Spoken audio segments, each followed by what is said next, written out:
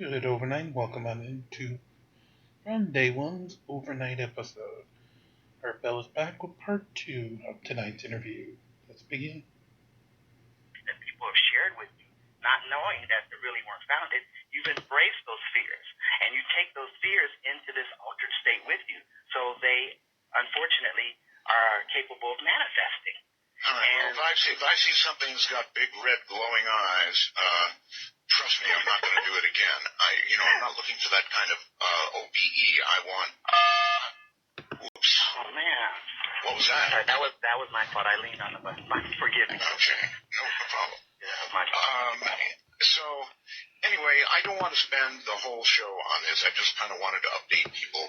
If you're having an experience, folks, like, for example, Albert described, where you're absolutely paralyzed, that's the beginning. If you're having an experience where you feel this intense, I don't know what you call it, buzzing, kind of a buzzing, I would say. This is the beginning. Now, you can go from there and have a full OBE and go out of your body. It'll take a little doing, but you can do it. Am I right, Albert? Yes, Art, but I just don't want to leave this loose end, and because a lot of people are already frightened and terrified of this experience without me even saying anything. And I want to tell them that, yes, in the beginning I was afraid, but over a period of time I wasn't, and because I began to not be afraid, I began to explore this, and years and years later, it's the most wonderful thing that has ever happened to me in my life. And not only me, people that I've talked to and taught how to do this. My mother had frightful experiences all her life, and then her 70s and 80s, she had amazing out-of-body experiences. So I don't want people turned off by this and thinking that it's going to be something horrific and long-term, and it's not. It's going to be something wonderful.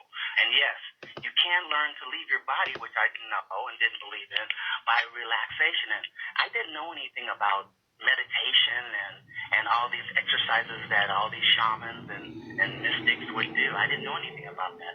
All I knew is that it would happen to me normally without me trying. And it happened when I was relaxed. And it happened when my breathing was steady and that type of thing. And that's all I tried to do is duplicate that. Wow.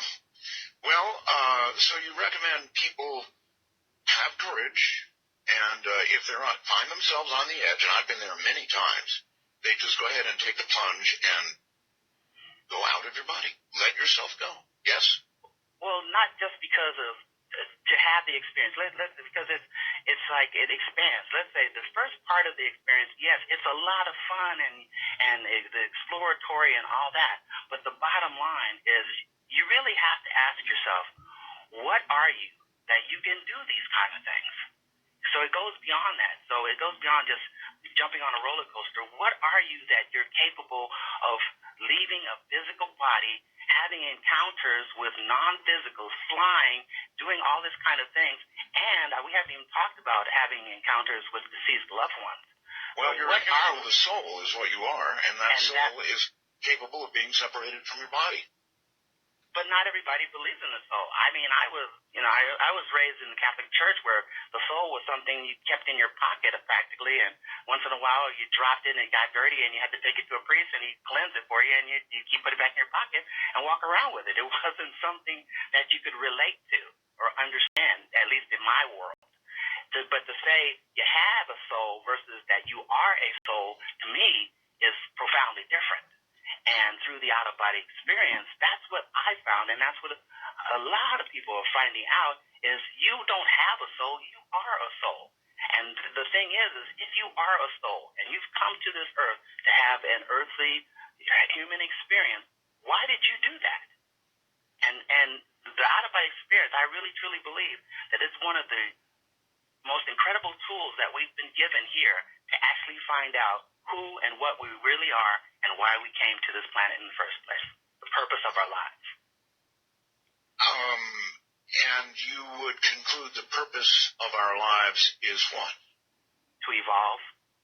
And that means in a lot of ways. Some of them are interactive with our fellow man, fellow souls, and to evolve internally as far as who you are, what you are, how you see your environment, and I mean the physical and the non-physical, and to perfect, to become better than you were. And as you become better, which I've found out, the more I evolve, the more I'm able to accomplish these experiences and go further and see things that I never ever would have dreamed of. So I really believe that every one of us has come here to evolve to a higher being that's going to open the doors to truly to miracles. I really believe that. Well, you should have done, by now, you should have done a very great deal of evolving. I'm still working on it. Spiritual evolution is an ongoing process, but it's fun and challenging. Is your book, by the way, generally still available if people want to learn about all this? As far as I know, it's still on Amazon.com. I think Barnes & Noble is still carrying it, and a multitude of other bookstores all over the place. And for my Spanish-speaking friends, I have a new book I'll call Viajero Astro, and it's about my story and a little bit more than Soul Traveler, and it's available in Spanish also. No kidding. All right. A lot of people, I think, will enjoy that. So that was it. And it's going to wind right into this next topic, and I don't know how, but we're about to find out, I guess. You're doing some strange stuff. I was really surprised. I looked at some of the photographs that you, for example, supplied for tonight's show, and suddenly you're into robots, but not just robots for paranormal investigation. Is that right? Right. Yes. And, well, let me tell you how this happened.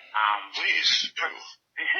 First of all, I'm trying to understand the out-of-body experience, and I'm trying to research that through my own projections and document it and that type of thing. And then I'm teaching people and documenting theirs.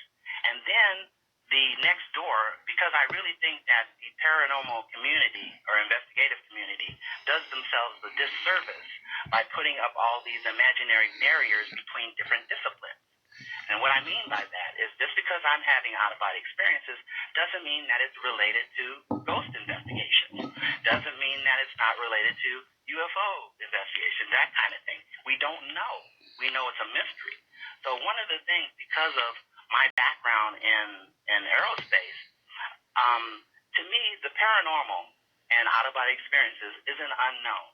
And in my world, what we do with unknowns, especially in NASA, is that we send out probes to explore the unknown. Before man, there was Mariner that crashed on the moon long before Neil Armstrong set foot on the moon. So we send out these probes. Also, when we're investigating the deep, the ocean, we also send probes. So it made a lot of sense to me. And now, I've been building robots. I'm a member of the Riverside Robotics Society. And what we do is we design, build autonomous robots. We also put on shows. So that was a hobby of mine. And then paranormal investigation was also an interest of mine. And then out-of-body experiences. So these three things are evolving around each other and bumping into each other. And I realized, let me tell you how that I realized. I got called by a realtor in Rialto, California. She had this house that it was a 100-year-old home. And the guy that she usually sends to clean up the home, something happened to him at the home that terrified him so bad that he refuses to go back to the home to continue cleaning. So she's a realtor. She says, I don't know about this stuff, but I'd like to have you go and your team, go there and investigate this house and find out what happened. So I thought, okay. So we go to the house, and it's one of those old homes that you see in the movies, and including a hidden pathway behind the bookcase that slides out. It's really, really quite interesting. Well, one of the things I noticed is during the investigation of that particular home is that when we opened the bookcase and looked into the pathway or the passageway, I noticed that the layer of dust was so thick it had probably been there for at least 80 years or more. I don't know exactly, but a very, very, very long time. And I thought about this. The last thing, being a researcher and scientist, the last thing I want to do is disturb an investigative scene. And I was trying to figure out, how do we investigate this pathway without just messing up everything and ruining and contaminating our evidence? And that's when it dawned on me about building a robotic probe, autonomous robotic probe, not radio controlled, but autonomous robotic probe. Okay, when you say autonomous, you mean that can think for itself. Think for itself. Right. Something that, like for instance, right now the probes that we have on Mars, they are semi-autonomous and practically they're semi-autonomous, meaning that you can control them and guide them where you want it to go. And in certain situations, emergency when it's on its own, because the signal takes so long to get there, that it can make certain decisions on its own also. So that, and a fully autonomous is something that can just make decisions, period. You don't need to interact with it, and it will accomplish this mission. Kind of like the Predator drone. The Predator drones are semi-autonomous, where there's a pilot and he controls it and he takes off and lands it, but there's some automated programs that you can punch into it that it'll accomplish its mission on its own.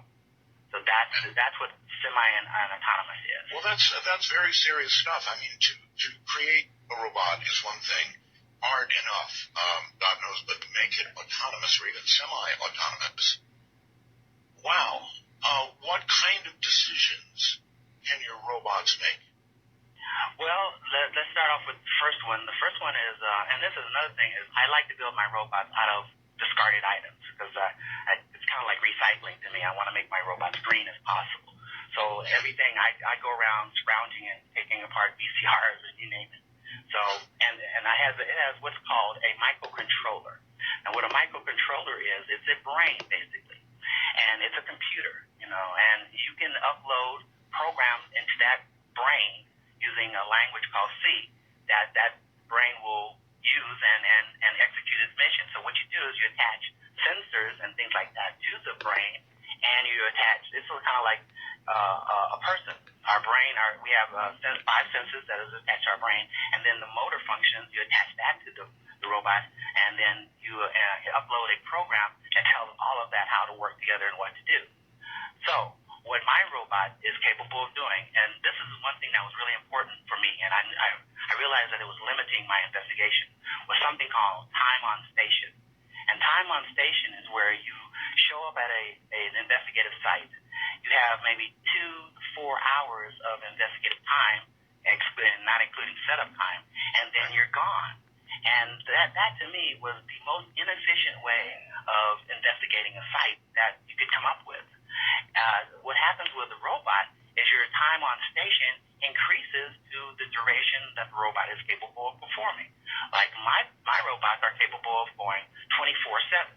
And the reason they're capable of doing that is because it runs off of a battery, and then it also it can power itself it has a solar array on top of a solar panel on top of it that it can charge itself with ambient light.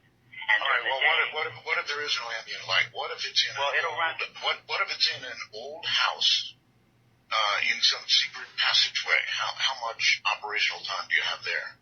Well, this is a typical how the program runs. It has enough power to last all night long, and during the daytime, when the power gets low, it seeks a light source, and it'll sit and park in the light source and recharge, and then continue its programming until I tell it to stop. Yeah, it's making the decision to do that itself, right? Right. Yes. It uses light sensors. It uses what I call as sharp infrared sensors, and it also uses like a photo sensor also to detect the light. And then it'll move and park in a particular location, like it can even park under a light or a beam of sunlight coming through a curtain or any type of light source. It'll park there, recharge the battery up to 12 volts. It's a 12-volt battery, and then it will continue to run its mission. Now, it has an AMF meter, electromagnetic field meter. It has night vision cameras. It has audio. It has digital recorders. It has night vision. It has everything that an investigator would walk around with. It has that, except it can stay 24/7. It doesn't get tired, and it only eats power to survive. So it increased my time on station to 24 hours, and which also eliminated what I also call needle in a haystack investigation. And what that is you go out in the middle of the night and you pray that you find something, even though you don't have the slightest clue when it's going to happen. And that is the worst way. Yep, that is so cool. Hold on, Doctor. We've got to take a break here. That is so cool. And I love what I'm hearing. Autonomous robots made from, stuff at home. Old VCRs. If you make an army of robots, there's so many old VCRs out there, right? I'm Art Bell, and this is Dark Matter.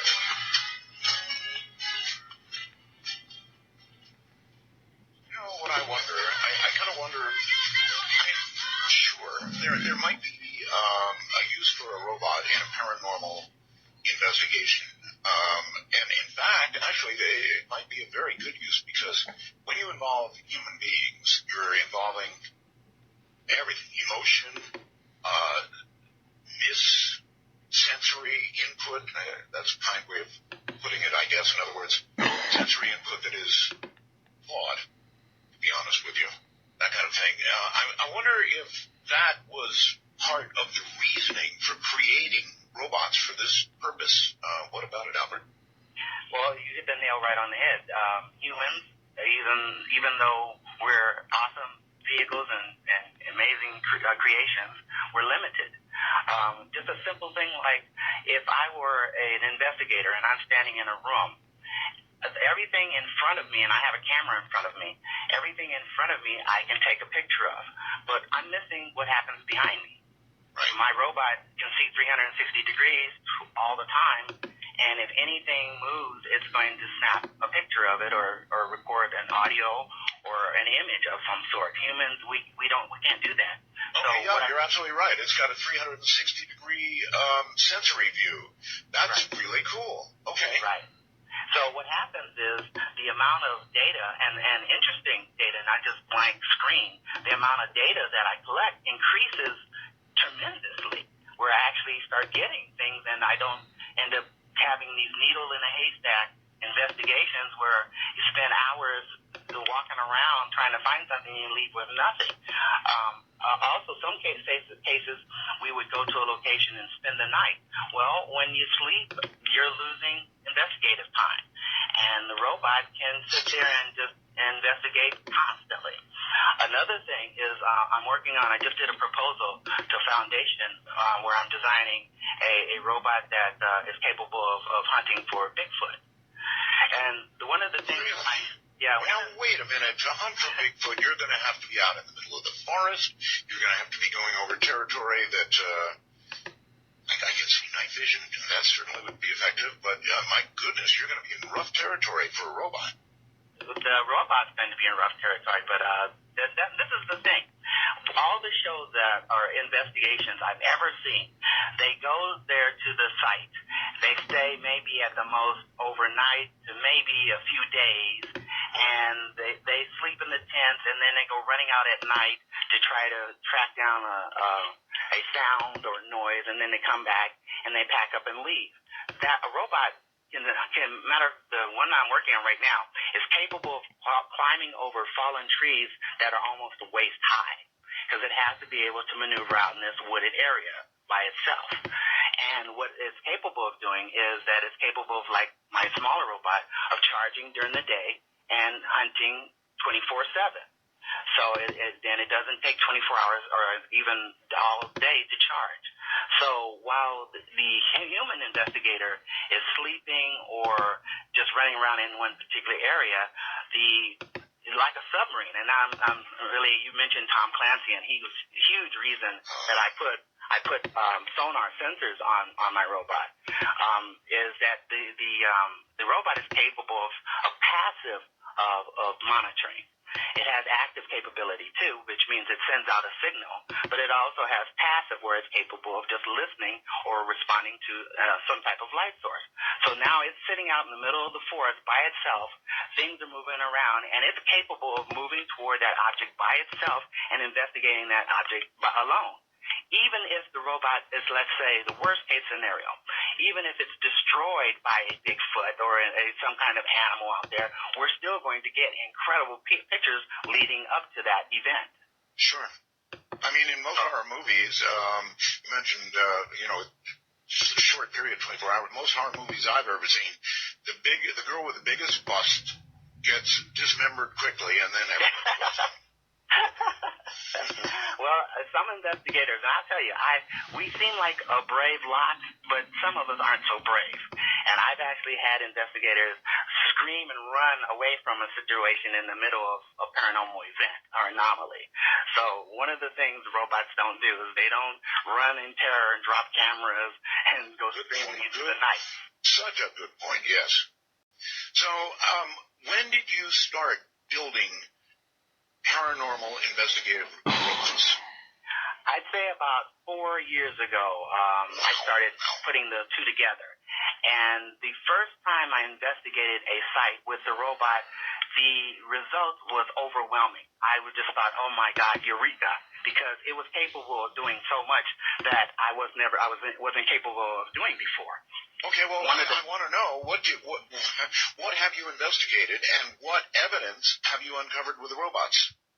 Well, recently the more interesting one is a place out by the West Coast. It's a place called Dead House.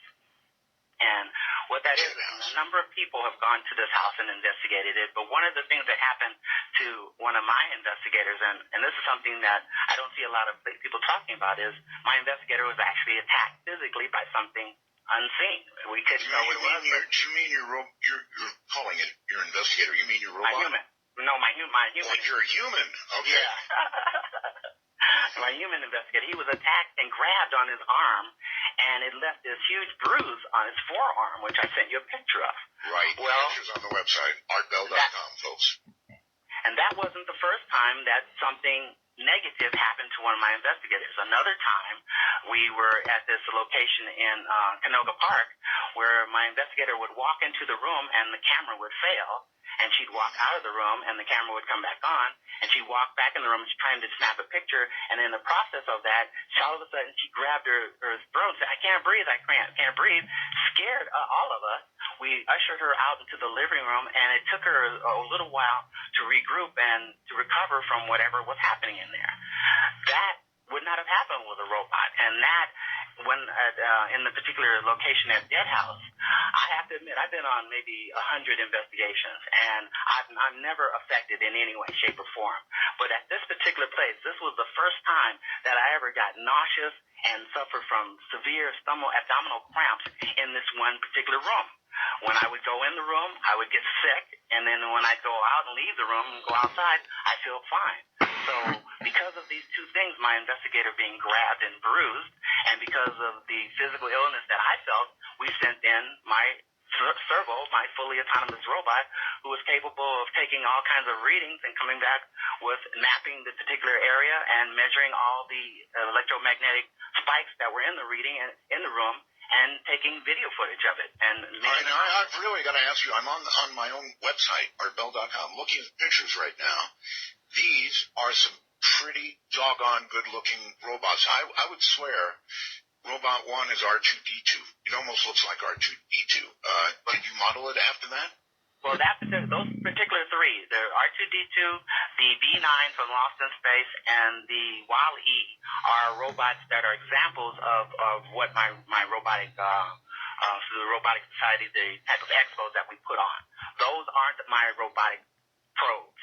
The servo is the one that was built from, it's like a Roomba. Servo 2. It says Servo 2, Investigative Robotic Vehicle Observer. Right. He's the Roomba on steroids. That's the one that is capable of autonomous investigation. The other one, which is, one of the investigations I did was with a little girl. And she was having the glass. This was interesting. The glass in a picture kept breaking at night, just shattering in the middle of the night. There was nothing was thrown at it. It would just break, and we found glass bits and pieces all over the floor right below it. So what we did is I put servo in the room with her, and it stayed in the room with her all night long, and it was capable of monitoring the room, and it picked up some audio sounds of something moving around, and it picked up a shadowy image by the window, which there was nothing out there. But the thing about it is, servo, every time it would move to take a photo or something, it would wake her up and scare her, because it doesn't look, all that friendly. So that's why I created, designed, and built Oscar, which Oscar, you notice, is a little bit more colorful, and a little more friendly, and it has 6 or 7 facial expressions and is more interactive and works better with children when I do investigations with children. Yeah, if I was a kid, I would like Oscar much, much better. Yeah, they seem to like Oscar is very popular. I can imagine. How long have you been doing this for? Actively investigating. Well, because I remember you asked me about this one time, about moving into the paranormal and leaving the out-of-body experience arena, which is really, I haven't, because the out-of-body experiences that I've been having are paranormal in itself, and I started having encounters with deceased relatives and things like that, and to me, that branched into me trying to bridge the two together, that they were related. So I would say that I've been investigating the paranormal probably since 1997, at least. All right. Straight on question, please. Do you believe ghosts are real? I don't like to use the word ghost. Usually I use anomaly, but there is an anomaly that is intelligent, that is capable of speaking languages, including English, that is capable of interacting with the physical world by touching and bruising us, scratching us. I've been witness to scratching. All right, so now I want a straight-on answer here. Don't be afraid of the word. If it was once a living being, and it is now present in whatever form and noticeable to the physical world, we're going to call it a ghost. Now, is it real or not? Are there really ghosts or not? Yes. I don't understand them completely. Straight on answer. Yeah, I don't understand them completely, but yes, the human consciousness survives the death of the physical body, and it survives in different states. Some of the states are capable of interacting with the physical world, and actually, this is the ones that the cases I think are the more interesting ones are not when you get some nonsense EVP that says the window is open or the couch is brown or something like that. That to me is ridiculous and doesn't really go anywhere. The ones that I think are very interesting is when it's interactive, when you ask a question and it actually answers the question. And that's ones I've had where I asked this. I was in this situation on the Queen Mary, and I asked, "What is your name?" And whatever it was answered Johnny. So those are the ones I think are very, very interesting. All right. What else is that? Here's what I want to know. What produces a ghost? There are many people, Albert, who feel that an untimely death, a murder, a violent death, is more likely to produce a ghost than, I don't know, every day passing away, if there is such thing as every day passing away. Do you think that is true? What have you learned? Well, I've learned that probably has very little to do with it, and what has more to do with producing a lingering conscious entity is the lack of awareness. And what I mean by that is the lack of awareness on what to expect when you do die.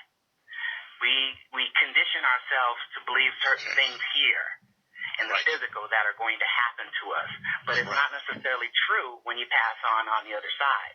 So that lack of awareness of what they really expect and because there's no time, it keeps you in this limbo, so to speak, this lingering area where you may try to interact or move around in the physical locations that meant something to you emotionally.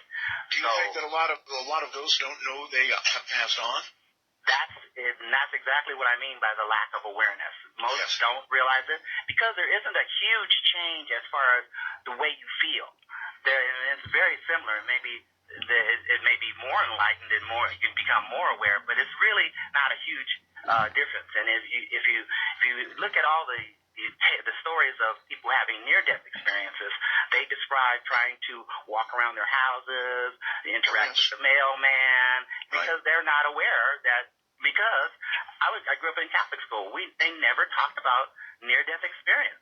So before I had all these experiences out of body and before my investigations, I can honestly say if I were to pass away before then, I would have been looking for Gabriel and all the things that I was taught that was going to happen to me. And that would keep me in a particular area because there's no time for what we would call a haunting, and keep me there for 200 to 300 years or more.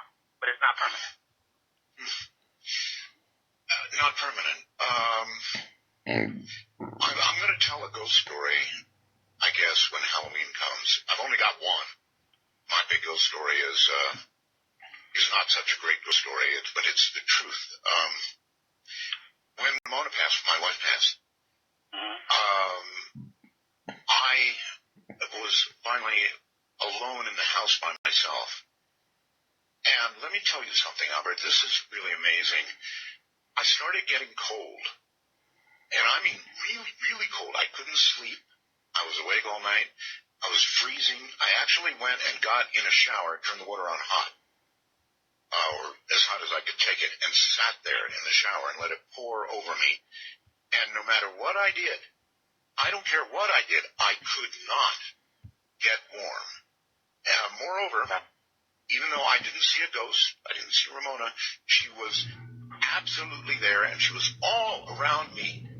Her presence was, right word,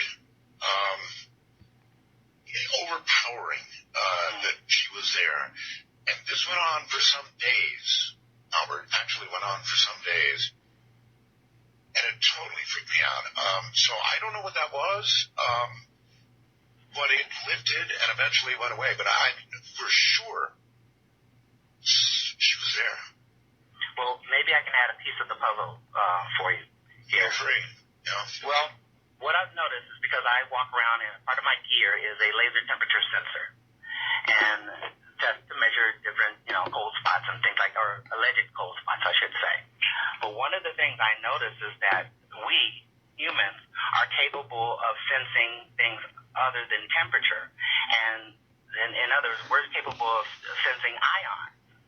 And when ions move and collect in a certain area, what that does is that gives us a feeling of cold or coolness. And it just so happens that paranormal anomalies or ghosts, when they manifest themselves in particular areas, they draw in a lot of ions, start moving toward their area, wherever they are. So that makes sense that you could not get warm because it wasn't a temperature reason why you were sensing the cold. It was when people sense cold, it's usually because of the ions moving, but it's still definitely something paranormal. Well, I would say it could have been shock, of course. I was in a kind of a shock, but it was way more than that, Albert. The sense of her presence was so overwhelming. And there are many religions that feel that when a person passes, that for at least a period of time, they do remain earthbound. And then eventually, after some days or weeks, they do move on. But typically 3 days. A lot of people talk about 3 days. Have you heard that? Well, Dr. Melvin Morris, I think he wrote a book a while back about titled Parting Visions. And he talked about that period of time after a person passes away where they kind of visit and say goodbye to their loved ones. Right. And that goes on maybe, 72 to 48 hours or whatever. That is not a fixed thing. And what happens is that I've noticed, and I just had, my mother passed away almost 2 years ago, and I had incredible experiences with her since then. I haven't talked about with anybody yet. But what I noticed is that the more I thought about her and the more emotional I felt about her loss, the more that presence felt that I had of her being here. And I knew it. I was like, well, see, all right. See, the people who would debunk this kind of thing would say, well, sure, the more you thought about her, the more of an effect there was, because you were manipulating, in essence, we've got to break your own brain. Bring that on. Albert Taylor is my guest. You could read my love. What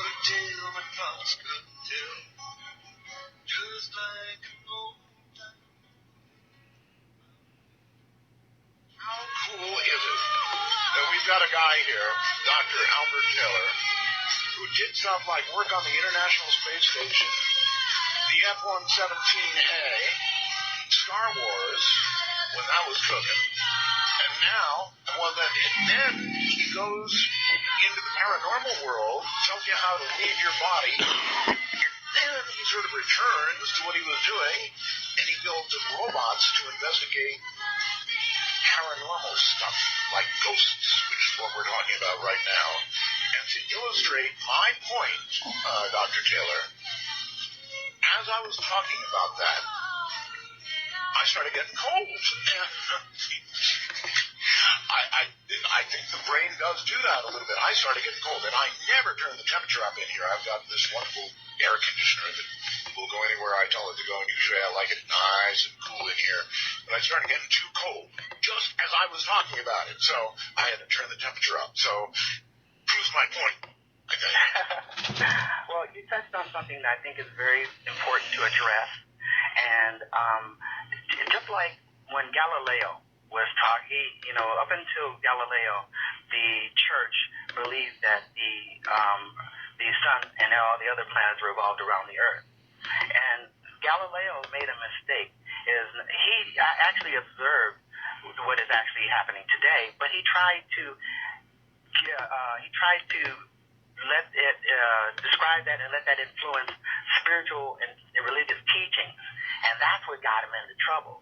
So when you talk about your experience with Ramona, who I remember well, and I've talked to her many times, and really had a wonderful time with her, and I talk about experiences with my mother, I think it's ethically important that a paranormal researcher should not try to invalidate your experience or try to invalidate mine. Also, on the same regard, I think it's important to realize that your experience and my experience is not data and not to be presented as proof of any sort that the paranormal exists. That's something else that needs to be collected in a very I would never in a million years present that as evidence of paranormal. What I would say, though, is that what you're doing at least has a chance of coming up with hard evidence of the paranormal. And I wonder if you have yet. I mean, you've been doing this for a while now. You go to haunted areas, I presume. You have to travel to do this, right? Yes. I have data. I have pictures of things that I still can't explain, Art. For instance, in the Rialto home that I did, the 100-year-old. Yes. When we went back and set up a camera, what we did is there's a shot where it's a static camera, which also robots do very, very well. It's a shot of my investigators, maybe about 5 of us, entering a doorway and then walking, you can see in the distance through the doorway of us walking up a distant stairwell. And milliseconds after we go up the stairwell, this shocked me. I think I've watched this maybe 1,000 times. There is a transparent, partial humanoid figure from the waist up. You can see the arms, the part of the torso, and a little bit of the head and the neck area that moves through that area, through the doorway, following us. So I don't know what that was. It shouldn't have been there. It appeared to be humanoid. It appeared to be moving on its own, and it was because it was following us. I'm thinking it was aware. This, to me, is the type of evidence or data that I would be definitely willing to present, but not to invalidate personal experiences. I think we're capable, and that's what regarding the out-of-body experience, that's why I'm trying to bridge the two and remove barriers, because I believe that the human body, human consciousness, is capable of sensing what we call paranormal, because I don't think it's really paranormal. I think it's normal, because in our natural state, we're not physical beings. I definitely believe that the human consciousness is capable of sensing these things, so I wouldn't want to invalidate it. I would use it as a tool to support something that would be a little bit more concrete and collected in a little bit more research manner. So it's helpful, but it should not drive any particular investigation. Okay. You said you build these robots to some degree out of old VCRs, right? Mm-hmm. And I was wondering, what you could do is give me your address here on the air, and then we could request that everybody out there with an old VCR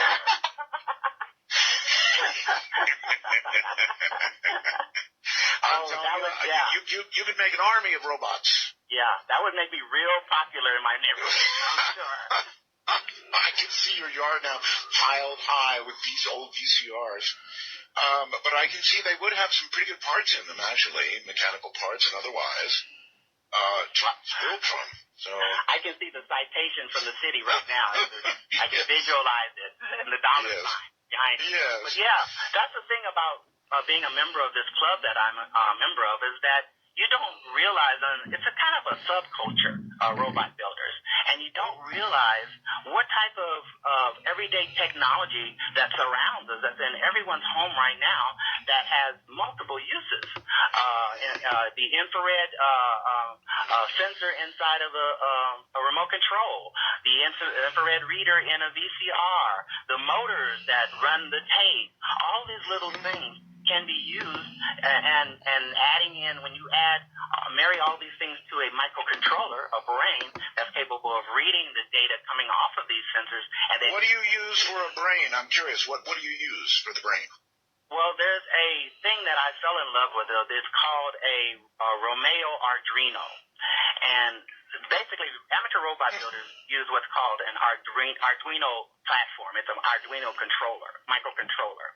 There are different aftermarkets and offshoots that have developed they use all the same language, the Arduino language, which is C, and sometimes C++. But I found a particular microcontroller in England when I was there that is capable of doing amazing things. It does everything I want it to do, and that is the one that I put inside my robot, because what it's capable of doing is not only sensing all the type of data, recording all the type of data that I want, but it's actually capable of moving the robot in very, very detailed and precise areas that I want. And it's easily programmable and extremely powerful. So it's called Romeo Arduino.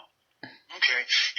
Here's a question for you. I mean, I can understand when you were working on the International Space Station, the F-117 or SEI, you were getting paid very well for high-level work. But how does a soul traveler, robot investigating paranormal guy eat? Well, my books take care of my income as far as soul travel and things like that.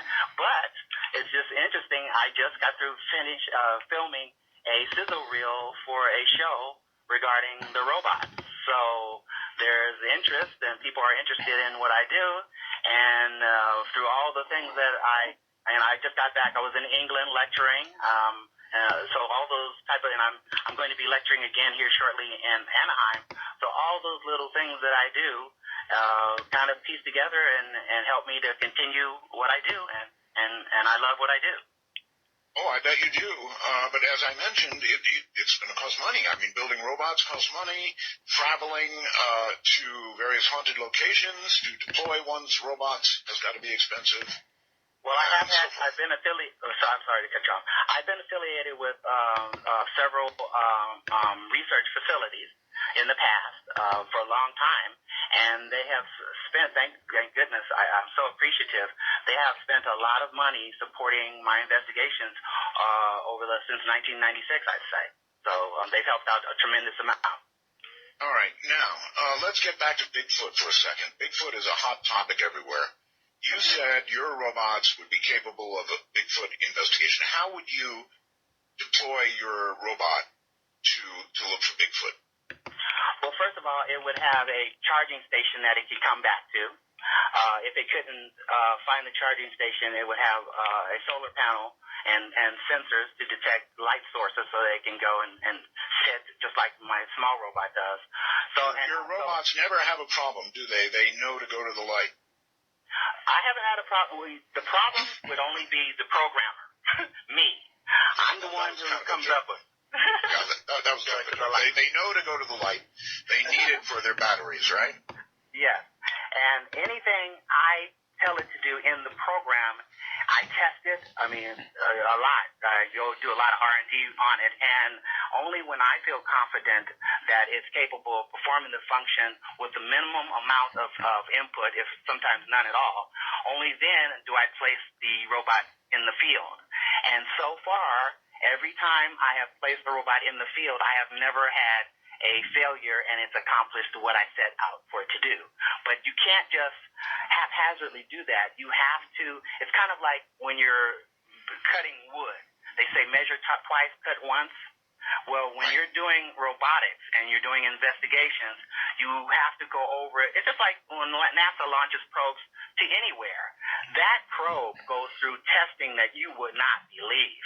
It also has redundancy just in case something fails. So you try to come up with any possible contingency and situation that you would have to adapt to and incorporate that into the design and the programming so that it can accomplish its mission. And so far, I've been pretty successful at that. Well, it's such a fascinating idea. I mean, your robots will go, I guess, where humans probably don't want to go in terms of paranormal investigation, and moreover, they will catch things that humans won't catch. They have a 360-degree look around, and they can take a picture, I guess, instantly in any direction they want to. It really is a fabulous idea. Have you caught a full-on entity yet? Well, let me just address the Bigfoot thing, just to put a capper on that here. Or Bigfoot. The thing about robotics versus humans is that I really believe, and I told this to my producers, I really believe if you give me enough time, I'm going to find something, because there's not going to be a downtime. So I believe it's going to move in the direction, even if, let's say, the Bigfoot or whatever you want to call this thing, it's sleeping or it finds a little cave at night. Well, my robot is going to eventually find that cave. It's going to move. Every time it moves closer and closer to it. It's picking it up different sensors and motion and things like that. And it's eventually going to narrow down the space and find wherever this source is. So you're telling me your robot could track a Bigfoot into a cave? It can track it. And matter of fact, the design that I have, and it's the same program. It's a modified program. I use it on Servo.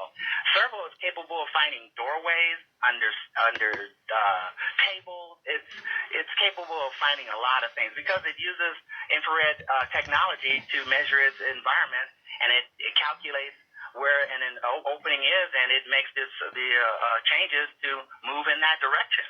So it's really not that hard as far as physically. The real key is making sure that the program can adapt and that you have the right sensors on to accomplish whatever the task is. So yeah, definitely. All right. I've got a gal here who sent a message through the wormhole, I guess, because she got frustrated. She cannot find your photographs. Come on, folks. If you can get to the point where you can send me a message, that means you're on artbell.com. Once you're on artbell.com, just look for the name. We've got guest names up there. One of them is Albert Taylor. Click on that. Click on Albert Taylor's name, and then you'll get the robot pictures. And I understand it's frustrating if you're on a website and you can't find something, but it's really not that hard. Please just do that. And then I see you with a picture of a robotic helicopter. Right.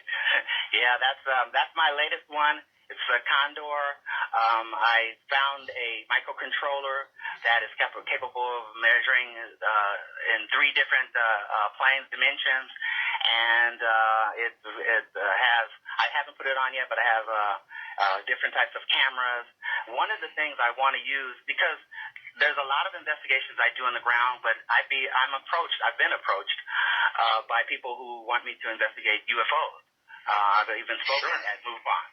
Well, this helicopter, I want to specify, if you haven't seen it, if you're not looking at the photographs, this is not a toy helicopter. It is, but I mean, it's a big helicopter. You're a big guy, and so it gives me a reference for the size of this helicopter. It's pretty doggone big.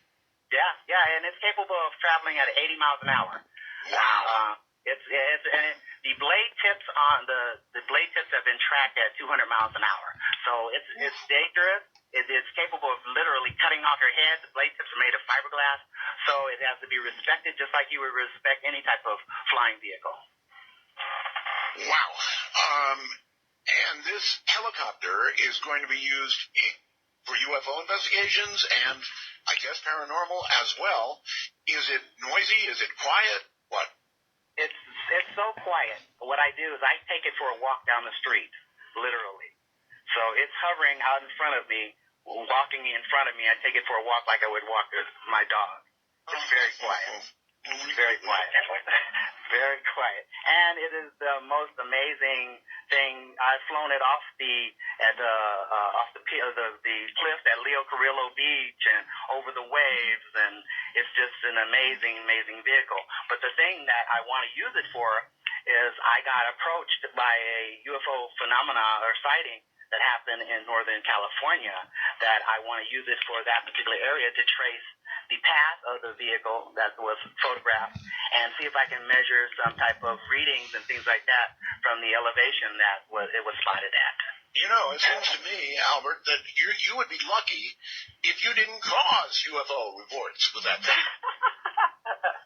Right? You know, people, unidentified is the key word, right? If we don't know what it is, I remember when I was working on the stealth fighter, and people would get glimpses of it, and this is before the Air Force even acknowledged it, is people would report it as a UFO sighting. So something that they don't necessarily understand doesn't mean that it's necessarily extraterrestrial. Well, here's something I want to ask you about. There was a story recently of, I guess it was a grandma in her house, right? And I think it was the police or one of the alphabet agencies, I'm not sure, but they were flying a helicopter drone, and this was outside this lady's house, and she totally freaked out, and she went and got her 20 gauge and just blew this thing with birdshot right out of the sky. And wow. Frankly, if you saw something like that hovering outside your window, that might be your first inclination. This is something awful, and I'm going to dispatch it. I would say that I don't know about other things. I've used it in California extensively, and most people who see it immediately know what it is. And kids, as a matter of fact, I haven't had people afraid of it. I've had them forget how dangerous it is, and had them walk up on it and get too close. I haven't really had anything.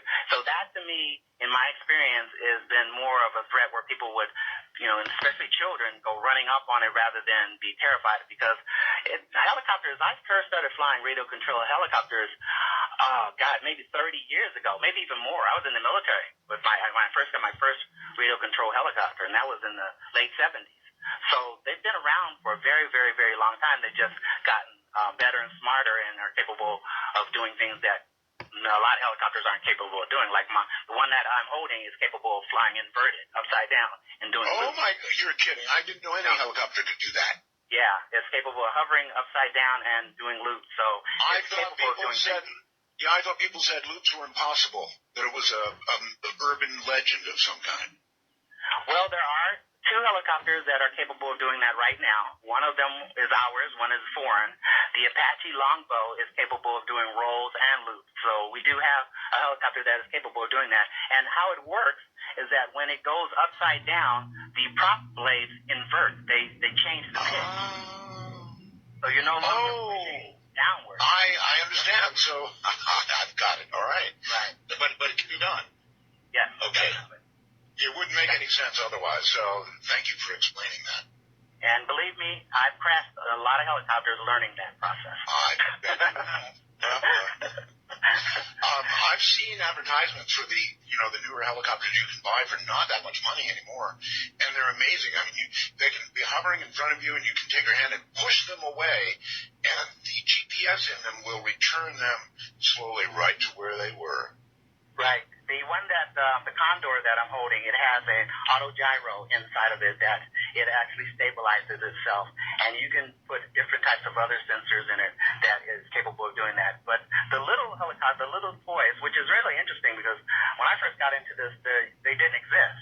So they've really, almost any 7-year-old can fly some of these helicopters now. But the thing is that you got to remember that when that helicopter I'm holding has a 1-horsepower engine, and is capable of developing an amazing amount of power and torque.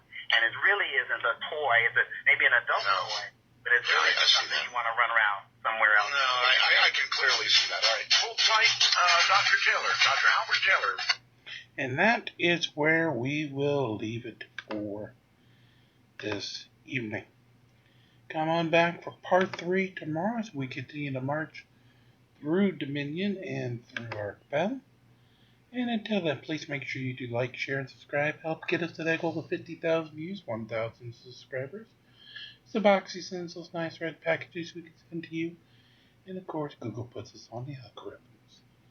Till next time, like, share, and subscribe. You can one another and release the Krakens as we march this overnight and every overnight here from day one.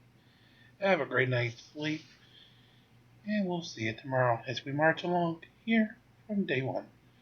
Have a great night, everybody.